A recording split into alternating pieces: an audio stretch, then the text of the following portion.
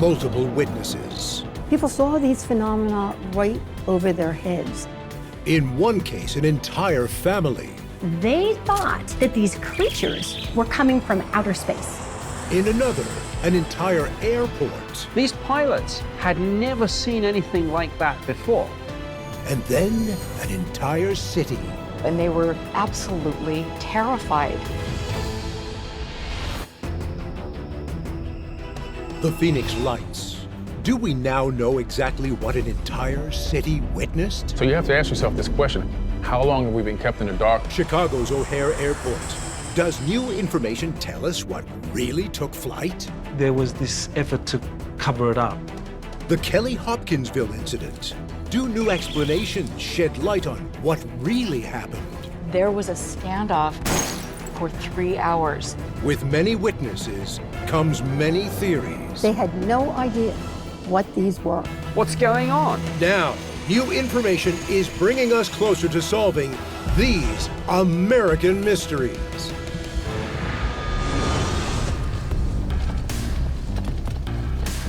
When there are many witnesses to a mysterious event, the chances of solving it should be much higher.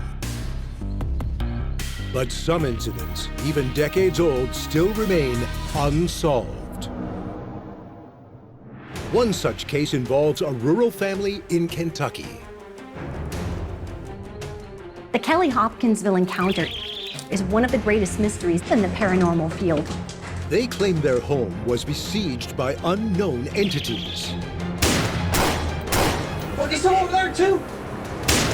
This is the longest alien encounter between aliens and human beings ever on record. Who were these strange creatures that terrorized this family? Were they beings from another planet? Or will new evidence reveal their true identity?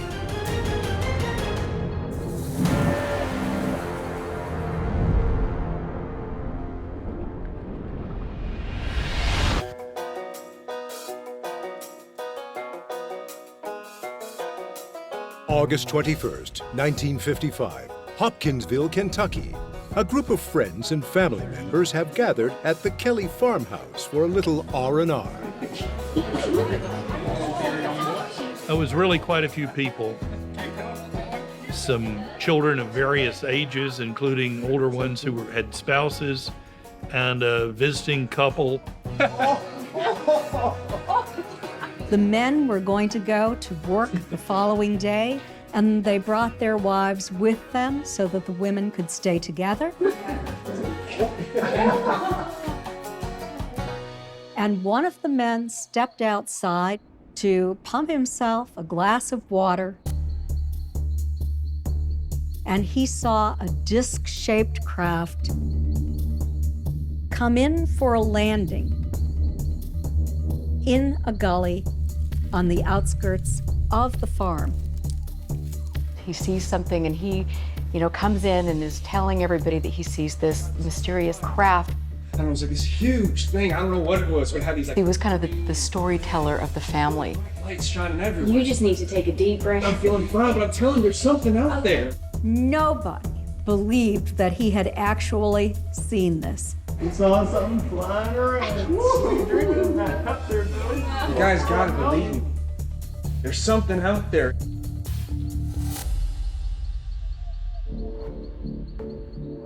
About an hour later, the dog was barking ferociously, and the men went outside to find out what was going on. They thought that maybe they had house guests.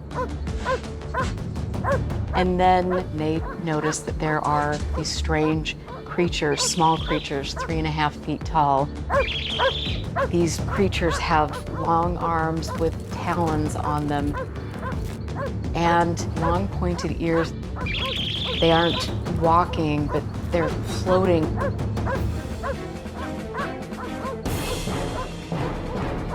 They grabbed their shotgun. Both of them were terrified. Oh, there's someone over there too! They came inside. Get back to your mom. Get back to your mom. Come here. And then there was a standoff for 3 hours. In only a matter of minutes, more creatures suddenly appear, surrounding the farmhouse. As these entities approached the windows, they shot through the screens. Stay back, come.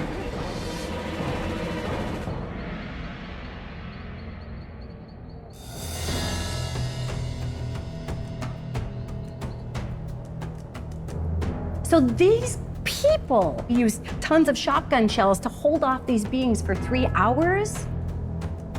The woman that was witnessing the creatures approaching them, she thought they seemed to have their hands up. She felt that they were maybe trying to engage and they weren't doing it in a hostile way. And so at one point when the gunfire was taking place, she asked the person that was firing to stop because she thought that they might not be as harmful as the other people felt that they were. The entities eventually retreat and disappear. When the coast is clear, the family contacts local authorities, telling them of their harrowing ordeal.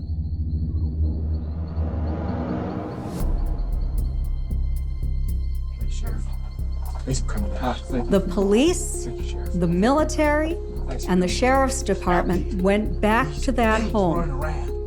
They searched the land, they searched the home. All they found were holes in the screen that had been made by the bullets as they shot through the screen. They're like at least this big. But no matter how incredulous it sounds, the witnesses are adamant in what they experienced. They separately sketched the same entity, even though they did not have time to discuss the characteristics. Thank you. Thank you very much. They thought that these creatures were coming from outer space because that was the only way they could describe them. Is it possible they were telling the truth? That the creatures they saw that night were actually malevolent, non-human entities?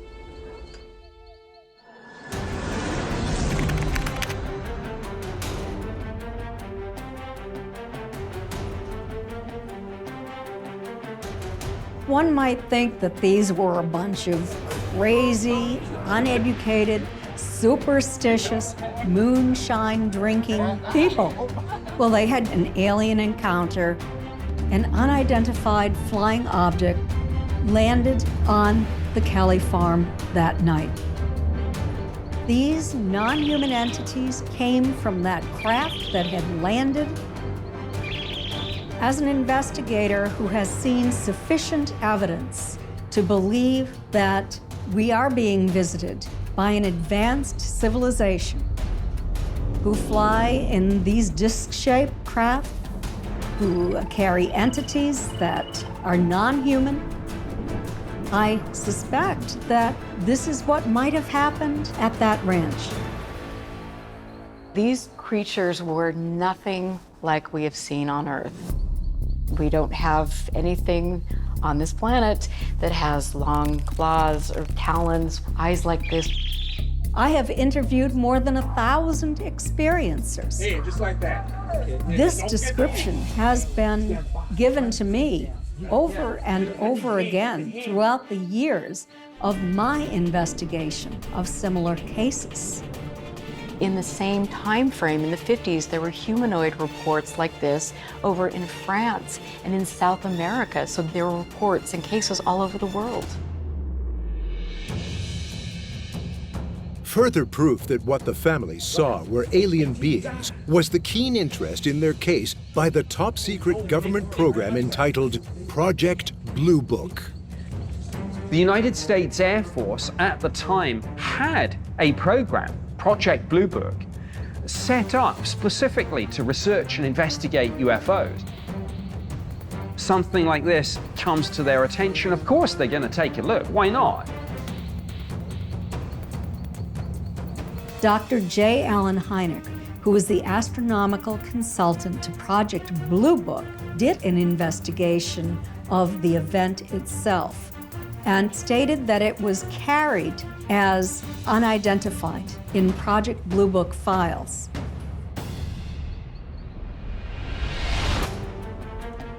Did non-human entities visit the Kelly farm?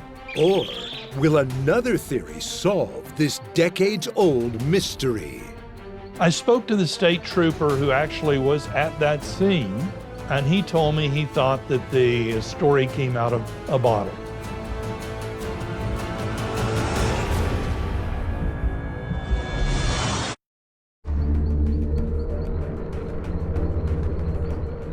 The Kelly-Hopkinsville incident is one of the most famous alleged alien encounters in American history.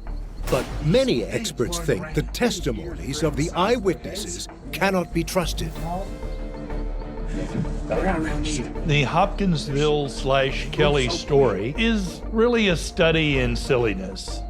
Some people call it aliens, some people say they're goblins.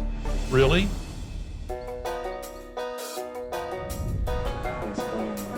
To set the scene, one has a group of 11 people at a farmhouse.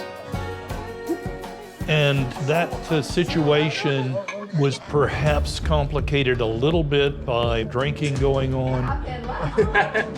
I spoke to the state trooper who actually was at that scene, and he told me he thought that the story came out of a bottle.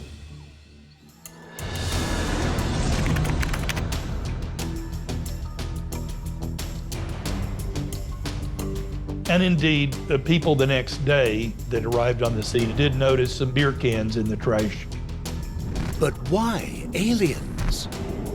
If you look at the time, you find that just literally a few weeks before this event, the science fiction movie This Island Earth was released. What do we see? A hostile, bug-eyed monster harassing people and threatening them. It's a classic case, I think, of where science fiction plays a role in creating these sorts of stories. Gosh, I saw something flying outside. And these people, I have no doubt, saw that movie. Once somebody puts the idea on the table, I think everyone else says, yeah, that's fun. If you expect to see something, that may be what you will see. What is over there too? These people made up the story for notoriety. Sometimes you see this sort of thing in a very small rural community, that someone can become the center of attention just with some bizarre story. People come up to them and buy them a drink in the bar. Everyone's talking about them. It's a great thing. But what if these families really did see something? Could there be another explanation in what they saw other than non-human entities? I think there's no doubt that they shot at something. The height of the figure, they first said it was 4 feet. That's not very tall for a monster if you were making up a monster, scary monster tale. That to me meant a lot. If you go through the elements of description, I think the creature was a great horned owl.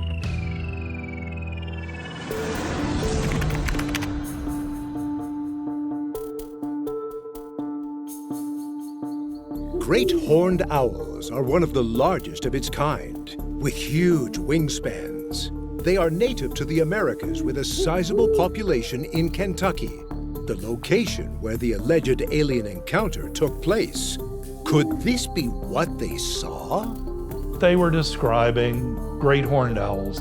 I listed points of similarity. The great horned owl has long ears, or to be correct, ear tufts. They have large staring eyes. When it lifts its wings up, if you see it from the front, the tips of its wings, that it looks like 5 fingers. But it begs the question, what's the explanation for the flying disc seen landing prior to the supposed owl sightings? I think he saw a bright light zip across the sky and disappear behind the tree line. That is a very typical description of what happens when you see a meteor. So what is the truth of what happened that night in 1955? Perhaps we will never really know, but the witnesses insist their experience was real.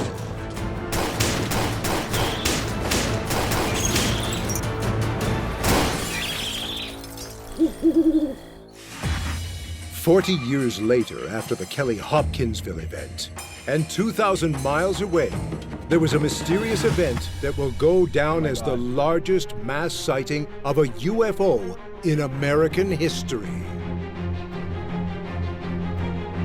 They described them as 6 points of light, totally equidistant from each other. What were they? Conspiracies were doing the rounds. Everyone was saying, what's going on?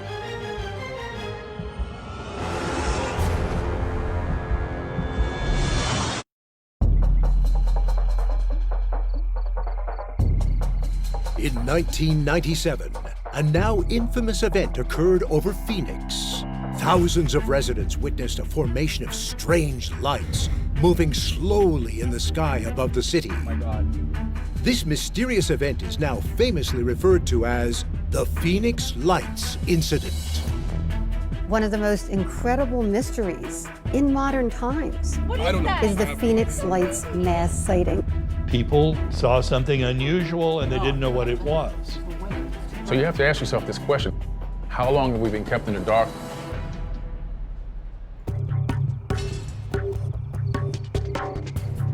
Was the Phoenix Lights the largest mass sighting of an unidentified flying object in human history? Or will newly uncovered evidence point to a more shocking explanation?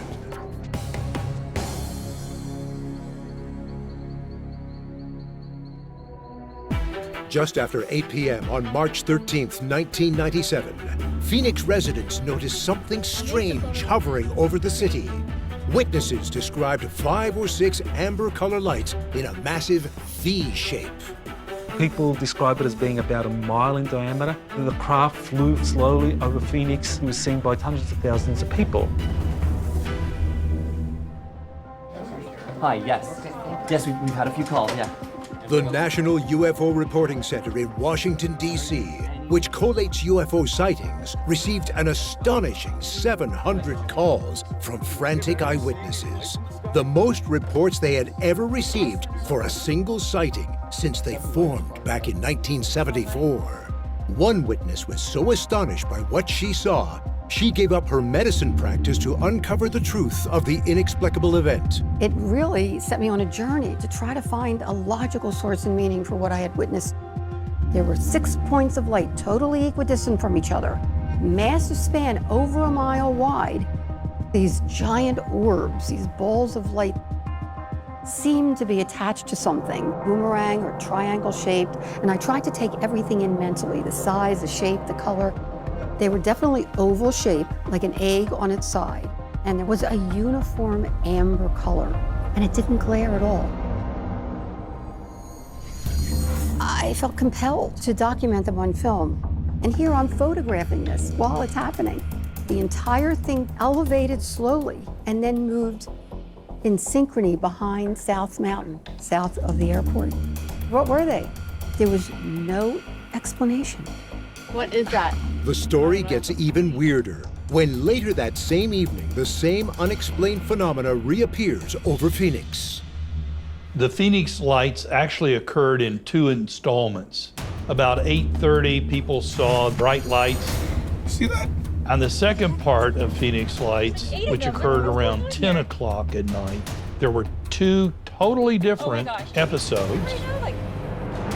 And it was so unnerving that the next morning I woke up, I figured there must be a logical explanation for this and started to call around.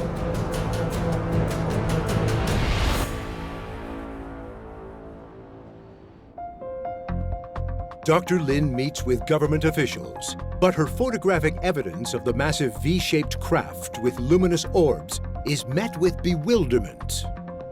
They were more interested in looking at my photographic data. So I said, so what was it? And there was silence. And then one of them said, beats me. I said, you're supposed to know what's in your airspace. They had no idea what these were. They did not show up on radar. What is that? Dr. Lin would go on to interview many other eyewitnesses who were certain that what they saw was not of this earth. Is it possible that the Phoenix Lights were one or more extraterrestrial crafts?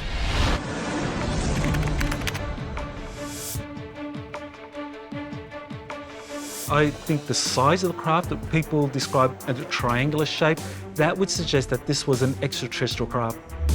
There were very credible witnesses that are realtors that were out in an area where there were stakes in the ground.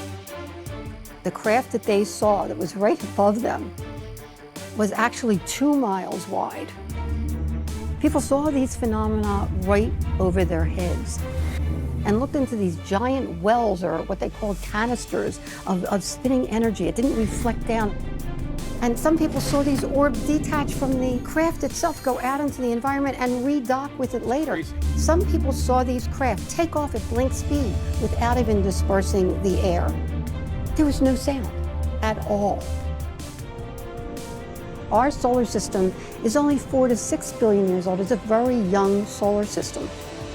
There are scientists now postulating that there could be sentient, intelligent entities out there, billions of years ahead of us. And if they are, it's just reasonable that by now they have probably found a way to come and visit us. If it's true that the Phoenix Lights was an extraterrestrial craft, the government nor military was not disclosing any knowledge of it. Is it possible they were involved in a cover-up? Rumors were flying. Conspiracies were doing the rounds. Everyone was saying, what's going on? There was almost hysteria in the local community. There was a press conference put on by the governor, Fife Symington. So the governor comes out and he addresses this question about these UFO sightings.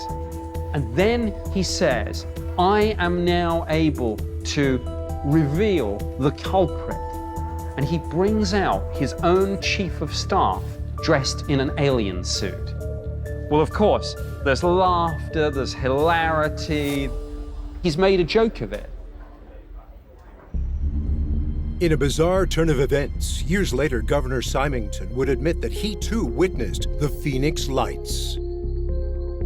Fife Symington came out and said, no, I think this was real. It was true.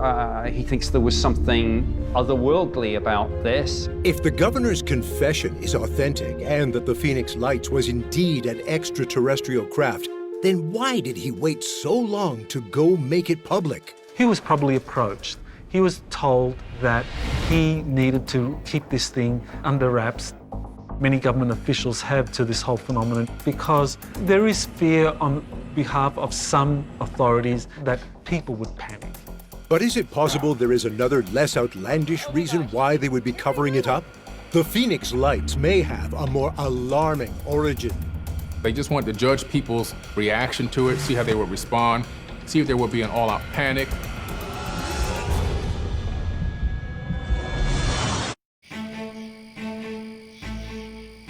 Of the thousands of Arizona residents who witnessed the strange lights over Phoenix in March 1997, many believe that the craft was extraterrestrial in origin. This was very real. Here was a mile-wide UFO of triangular shape that actually just flew over a major metropolitan city and changed the lives of tens of thousands of people. But is it possible there is an explanation more down to earth? On July 24th, I get a call from one of the heads of the Air National Guard, and she says, oh, Dr. Lynn, I think we know what those lights were back in March. And I said, you do? Terrific. I said, what were they? She says, do you believe in all these months, no one ever looked at the log for visiting Air National Guard? And that must be what some people saw. That's exactly what she said. In a surprising announcement, just 2 months after the alleged sighting, the military releases their findings. The strange lights witnessed were just part of a routine military exercise in the Phoenix area. It was not an extraterrestrial craft.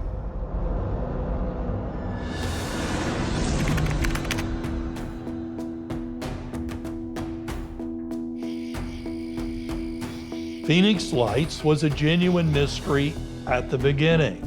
People saw something unusual and they didn't know what it was. But once it's sorted out and we look at the actual evidence, it's just scientifically clear that the first phase was a flight of the Maryland Air National Guard coming in for some maneuvers.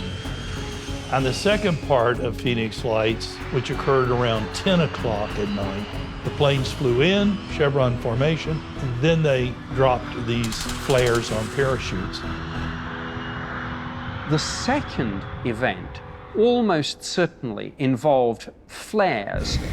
Does this solve the mystery of the Phoenix Lights that the strange luminous orbs thousands of people witnessed were the National Guard flying over Phoenix, and then later that evening they dropped illumination flares?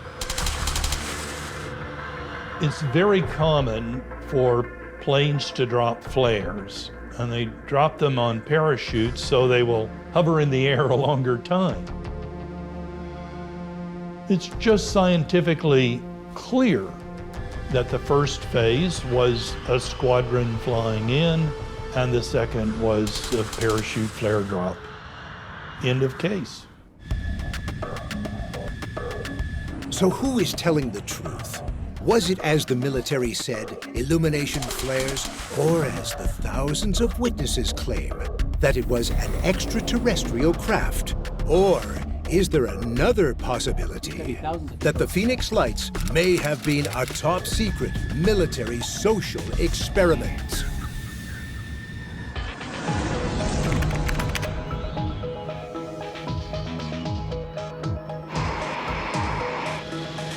In my opinion, the Phoenix Lights were one of ours, meaning one of our own craft that we designed, that we developed, not an alien craft. We now advanced to where we now can maybe produce a ship like what we saw in the Phoenix Lights. So this could be part of a very top secret project.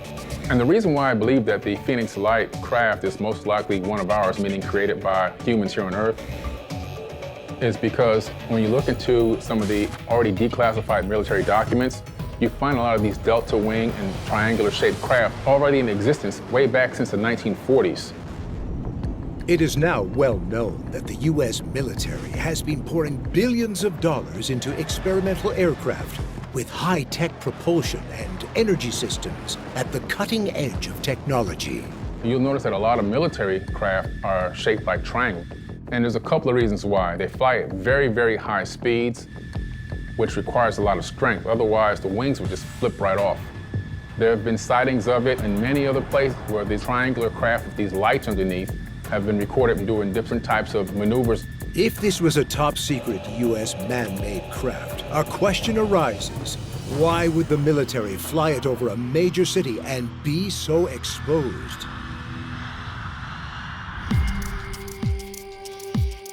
What happened with the Phoenix Lights was a social experiment. The military was seeing if they could fly over a major city without the military scrambling jets and shooting it down. If you can do it there and get away with it, you can do it anywhere. If that was possible, then you've got a potent weapon that you could use in espionage over foreign countries.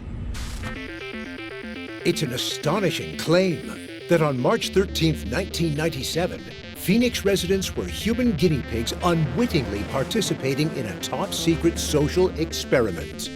I really believe that whoever was piloting it was on orders to just kind of fly over silently and judge people's reaction to it, see how they would respond, see if there would be an all-out panic. But experts' claims of alleged top-secret military aircraft has not and most likely will never be acknowledged by the U.S. government or military. But their media silence has done little to stop Dr. Lin on her mission to uncover the truth. 22 years later, I'm still looking. It's very easy for someone to give an opinion of what the Phoenix Lights were if they haven't seen it. See that? What is I don't that? know. I have no idea. It's so crazy. But once you experience the profound and awesome and incredible anomalous aerial phenomena, it changes your life forever. It changes your worldview forever. It certainly has changed me forever.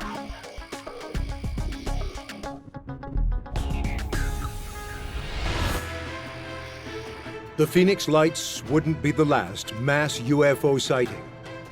In Chicago in 2006, something mysterious appeared over its busiest airport, sending shockwaves around the world. A number of aircrew, ground crew that saw this thing just hovering. Was only a 5-minute incident, basically changing the lives of millions of people in that moment.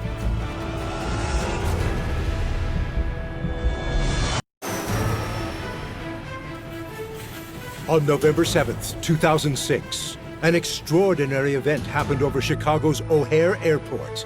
Several airline employees claim they saw something hovering in the sky above the tarmac. What is that? Everyone is looking at this and trying to figure out what is this. There's no explanation for what happened. There was this effort to cover it up. What was the mysterious object spotted above O'Hare? Was it, as many claim, an extraterrestrial craft, a military vehicle? Or will new evidence reveal a more startling explanation?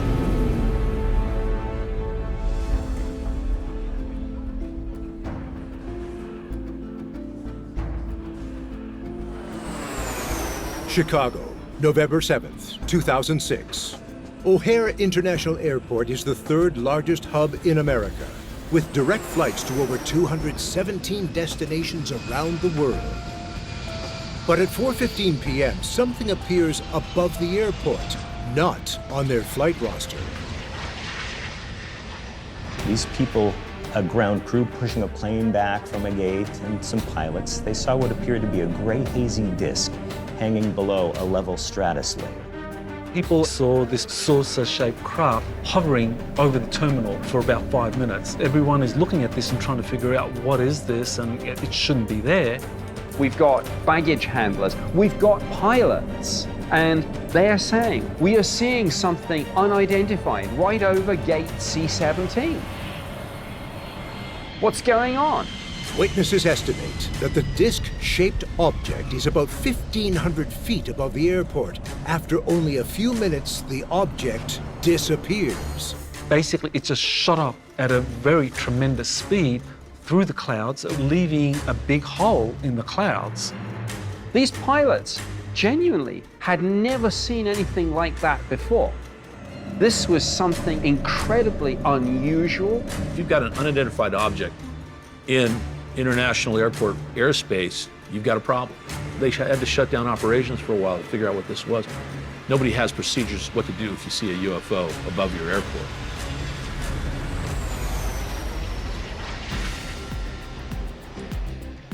But despite multiple eyewitnesses, officials for O'Hare and the FAA deny there was anything unusual in the skies above the airport that day. It was real, people saw it, and then subsequently there was this effort to cover it up. And the airport authorities suppressed the photographs from ever being released. They made sure that the pilots and those in air traffic control wouldn't come out in public and give official testimonies. Pilots thought twice about speaking out. They were worried that the airline might ground them. What did the pilots and the ground crew see in the sky that had authorities so concerned to cover it up?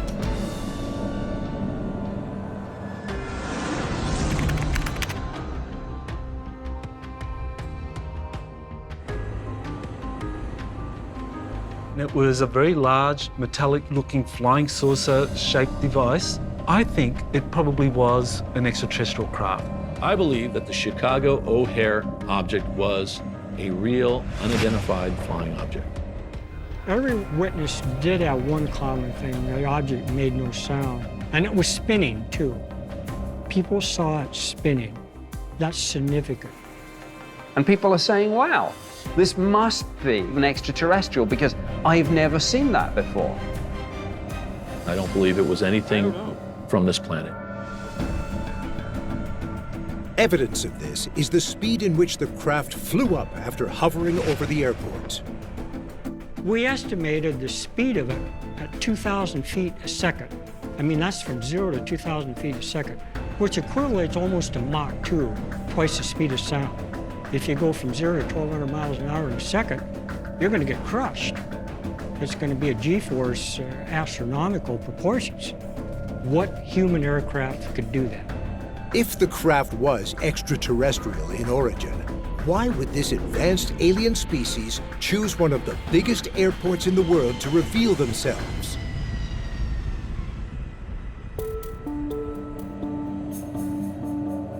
They wanted us to see him, that's obvious. They showed up and said, here we are. O'Hare International Airport is the third busiest airport in the United States. And so this craft, by showing itself, even though only for 5 minutes, you had hundreds of people seeing this. Was it extraterrestrials wanting the people of Earth to understand that we're being visited, wanting the world to understand that we actually have developed advanced technologies that are capable of doing things like hovering and then flying off into space at incredible speeds?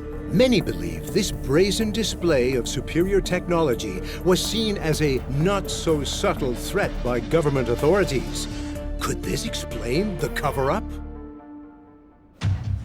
They don't want the public to get scared. They don't want the public to know that there are things in the sky that the U.S. government or any other government cannot protect us from. I believe the military has known extraterrestrial spacecraft have been here for years. What they know and what they say are two entirely different things. You have several agencies within the U.S. government that have UFO information.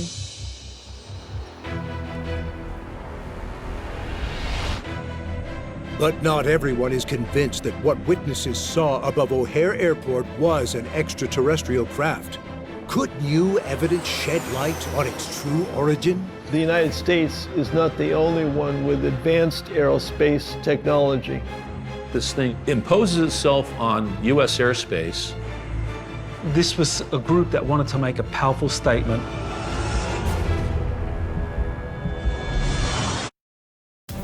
November 7th, 2006. Multiple witnesses claim they saw an alien flying saucer hovering above Chicago's O'Hare Airport. Many believe the government is covering it up. But what if it wasn't an extraterrestrial craft? Well, UFO obviously means unidentified flying object. Now, unidentified flying object does not mean extraterrestrial spacecraft. It means that we don't know what it is. New evidence may reveal that what the pilots and ground crew saw was not from outer space, but a more earthly enemy.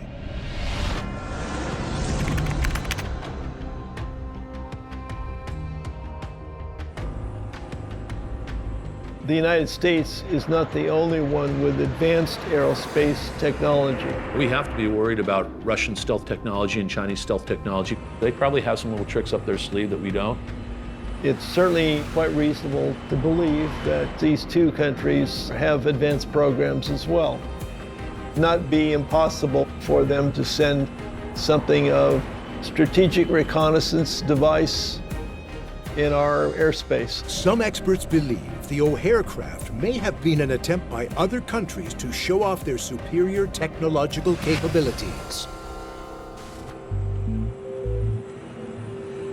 I think that this was actually an acclimation attempt. They wanted this object to be seen. What is that? By many people, credible people.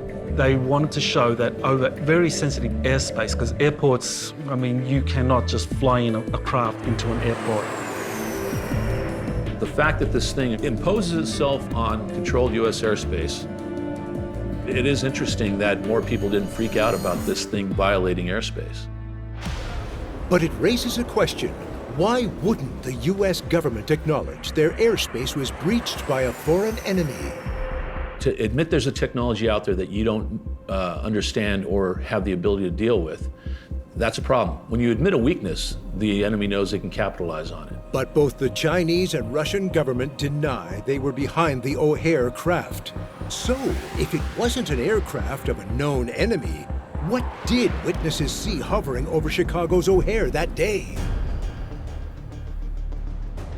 I think there's a conventional explanation for what happened at Chicago O'Hare. A rare and unusual but perfectly explainable weather phenomenon.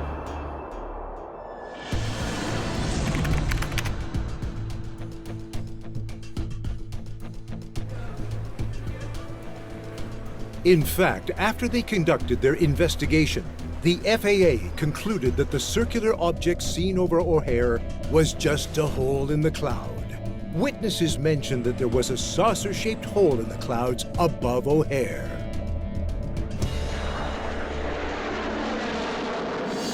The first thing I thought of when I heard this story was that it sounds an awful lot like the formation of what's called a hole punch cloud. So hole punch clouds are, on a grand scheme, not all of that unusual. They can be seen almost anywhere, someplace on the world, almost any day, just where the conditions are right. But on that day in November of 2006, the conditions were perfect for the formation of hole punch clouds. You get a level of clouds, the stratus clouds, that gets supercooled, that is cooled below the freezing point of water, and then something passes through the clouds, like, an airplane, and leaves something for that water to condense onto, and it freezes into droplets of ice. The ice falls down from the cloud layer, spreads out in a circle, and for a while will hang below the cloud deck as a hazy gray disk.